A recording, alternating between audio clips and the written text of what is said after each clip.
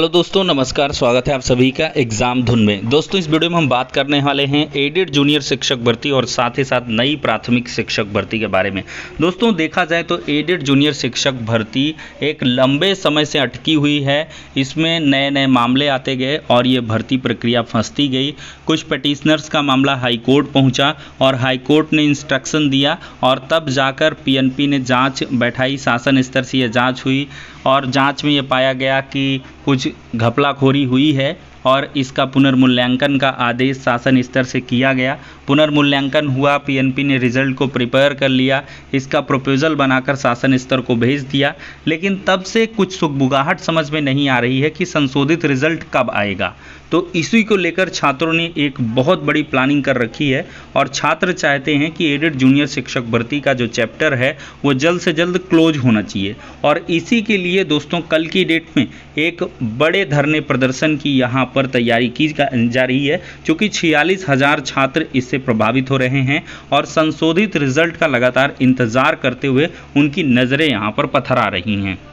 तो यहाँ पर दोस्तों देख सकते हैं हम सबकी यही पुकार, जूनियर एडेड भर्ती पूरी करे सरकार। 46,000 छात्रों का भविष्य संकट में, हमारी भर्ती पूर्ण करें। जूनियर एडेड शिक्षक भर्ती पूरी करो महाधरना का आयोजन होगा। कल की डेट 12 जुलाई 2022 को, दिन है मंगलवार, स्थान है पीएनपी और जूनियर एडेड शिक्षक भर्ती का रिजल्ट जारी करने के लिए स्पेशली ये महाधरना रखा गया है। और छात्र लगातार निवेदन कर रहे हैं कि अधिक से अधिक संख्या में जो आसपास जनपदों के प्रतियोगी छात्र हैं वो पहुँचें और छात्रों का समर्थन करें, जिससे कि एडेड जूनियर का जो रिजल्ट है वो जल्द से जल्द आ पाए। क्योंकि जब डीएलएड के आवेदन की मियाद बढ़ानी होती है, शासन स्तर को लेटर लिखा जाता है, तो रातों रात जो डीएलएड के आवेदन की अप्रूवल है वो शासन स्तर से मिल जाती है। लेकिन जब कोई भर्ती प्रक्रिया को पूर्ण करना है, नई प्राथमिक शिक्षक भर्ती के बारे में चर्चा करनी है, टेट एग्ज़ाम करवाना है, तब क्या होता है कि यही जो आदेश हैं वो कहीं ना कहीं अटक से जाते हैं और छात्र लगातार संघर्ष करते हैं, बाट जोहते हैं। तो इसी वजह से ये एक बड़ा महाधरना कल की डेट में रखा गया है। एडेड जूनियर शिक्षक भर्ती में यही एक अटकाव है कि शासन स्तर से अप्रूवल मिल जाएगा तो जो परीक्षा परिणाम है वो जारी हो जाएगा। परीक्षा परिणाम जारी होने के बाद इसको शिक्षा निदेशालय भेजा जाएगा और वहाँ से जो पहले ऑनलाइन आवेदन हैं उनका शेड्यूल जारी हो जाएगा और उसके अकॉर्डिंग ऑनलाइन आवेदन लेके फिर फाइनल जो सूची है वो आ जाएगी और काउंसलिंग करा के फाइनली यहाँ पे नियुक्ति दे दी जाएगी। अब इसमें कोई मसला नहीं है, जो भी विवाद हैं वो सब खत्म हैं और इसमें सीटें बढ़नी भी नहीं हैं। 1800 पदों पर ही ये भर्ती होगी। तो इसको आप लोग 1500 यहाँ पर सहायक अध्यापक, 300-350 आपके प्रधान अध्यापक। तो इसके लिए आप लोग मेंटली प्रिपेयर रहें। और साथ ही साथ ये देखा जाए तो जो नए अधियाचन हैं उसके आधार पर एक नई एडेड जूनियर शिक्षक भर्ती निकाली जाएगी। लेकिन इस रनिंग रिक्रूटमेंट प्रोसेस में पदों को जोड़ना बहुत ही मुश्किल है और यहाँ पर अधिकारियों के माध्यम से आपको जो इन्फॉर्मेशन है वो डिलीवर की जा रही है। तो पदों की संख्या यही रहने वाली है।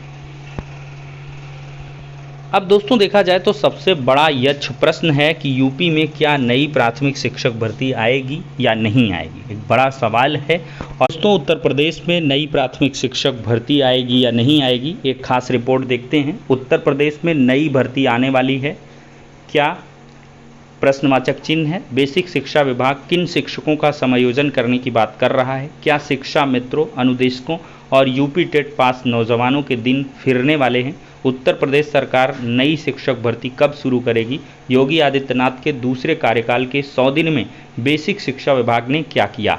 तो उत्तर प्रदेश में नई शिक्षक भर्ती का इंतजार कर रहे 25 लाख नौजवान हैं। हर साल लाखों युवा शिक्षक बनने के लिए यूपी टेट परीक्षा भी देते हैं, लेकिन पिछले 5 साल से नई भर्ती नहीं आई। योगी आदित्यनाथ के दूसरे कार्यकाल में युवाओं को उम्मीद है कि जल्द ही सरकार कुछ बड़ा ऐलान करने वाली है। बेसिक शिक्षा मंत्री संदीप सिंह 100 दिन के कार्यकाल का हिसाब किताब लेकर आए तो एक उम्मीद जगी कि अब शिक्षक भर्ती का सूखा खत्म होने वाला है। संदीप सिंह ने कहा कि शिक्षकों का समायोजन किया जाएगा, लेकिन किन शिक्षकों का किया जाएगा इसके बारे में कुछ भी स्पष्ट नहीं किया गया। उन्होंने ये भी कहा कि छात्र शिक्षक अनुपात का अध्ययन किया जा रहा है, जैसे ही यह रिपोर्ट मिलेगी उसके आधार पर फैसले किए जाएंगे।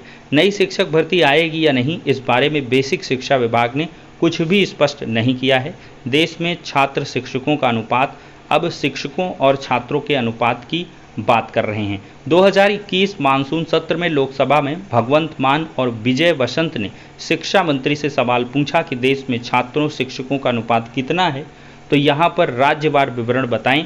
तो 2 अगस्त 2021 को लिखित जवाब में सरकार ने बताया कि देश भर के सरकारी स्कूलों में शिक्षकों और छात्रों का जो अनुपात है वो 27:1 है, यानी कि 27 छात्रों पर 1 शिक्षक की तैनाती है। उत्तर प्रदेश में छात्रों का शिक्षकों का अनुपात 2 अगस्त 2021 को लोकसभा में सरकार ने बताया कि यूपी के प्राइमरी स्कूलों में छात्रों और शिक्षकों का अनुपात 29:1 है, यानी कि 29 छात्र पर 1 शिक्षक की तैनाती है। अपर प्राइमरी स्कूलों में अनुपात 28:1 है, यानी कि 28 छात्रों पर 1 शिक्षक तैनात है। राइट टू एजुकेशन एक्ट 2009 के तहत प्राइमरी स्कूलों में 30 छात्रों पर 1 शिक्षक और अपर प्राइमरी में 35 छात्रों पर 1 शिक्षक होना चाहिए। इस हिसाब से तो शिक्षक भर्ती आने से रही नहीं। तो दोस्तों ये आंकड़े कहीं ना कहीं न्यूज़ चैनल के माध्यम से दिए जा रहे हैं और ये इस वजह से गलत हो जाते हैं कि अभी जो छात्रों का नामांकन है वो बहुत ही तेज़ी के साथ बढ़ा है। ये रिपोर्ट्स 2021 की हैं, लेकिन सत्र 21-22 में नामांकन के लिए विशेष अभियान चलाया गया है और लाखों लाख जो छात्र हैं वो नामांकन से आए हुए हैं। बेसिक शिक्षा मंत्री जी ने बीते दिनों जो सदन में आंकड़े दिए हैं वो कहीं ना कहीं शिक्षा मित्रों के पदों को जोड़कर दिए गए और 26:1 का अनुपात निकल के आया। तो इस हिसाब से देखा जाए तो शिक्षा मित्रों को हटाएं तो लाखों पद खाली हैं।